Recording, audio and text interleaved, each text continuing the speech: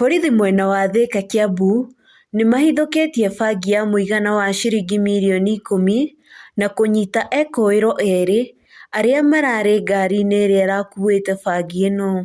Officers wetu wakiwa hali ya patrol area ya Kimushu Kiganjo waliweza kupata gari moja yenye iko hapa yenye ilikuwa imeegeshwa kando. Wakati wa officers walikaribia, dereva na abiria wake waliweza kushuka na kutema mbio.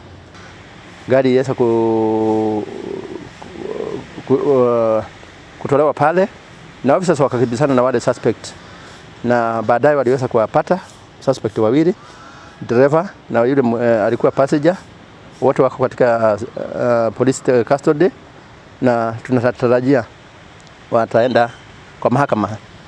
Kuringana na kamanda wa borithi wa Thika ya Ithũĩro Lawrence Mũchagi, atarĩirie ngari ĩno mũthemba wa Toyota Prado ĩrakuĩte makũnia 12 ma bangi na rĩu ĩrĩ ceceni-inĩ ya borithi ya Thika rĩrĩ ũthuthuria ũrathiĩ na mbere.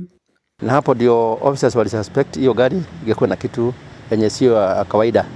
Walipoangalia ndani ndio waliweza kupata hii magunia 12 yote yenye imewekwa bangi yenye imekadiriwa kuwa ya thamani ya karibu milioni 10.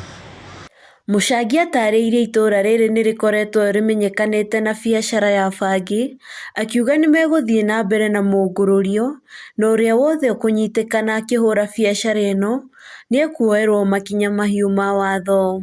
Niria kuna watu wamekuwa wakifanya hii biashara, bado tunatafuta. Kuna wenye tulikamata mwaka jana bado wako kotini, na hata hawa wataenda kwa mahakama. Mwenye angefikiria kufanya hiyo biashara ajue hana nafasi katika area ya Thika, sababu tuko macho, tunang'ang'ana usiku na mchana kuhakikisha hakuna biashara ya bangi itaendelea hii area. Na ndio unaweza kupata, hii ni mara ya pili tumepata kiwango kama hii ya bangi, kumaanisha tumejitolea.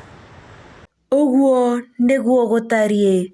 Handũ-inĩ ha Kiambu TV, rĩtwa rĩakwa nĩ Wangari wa Kamau.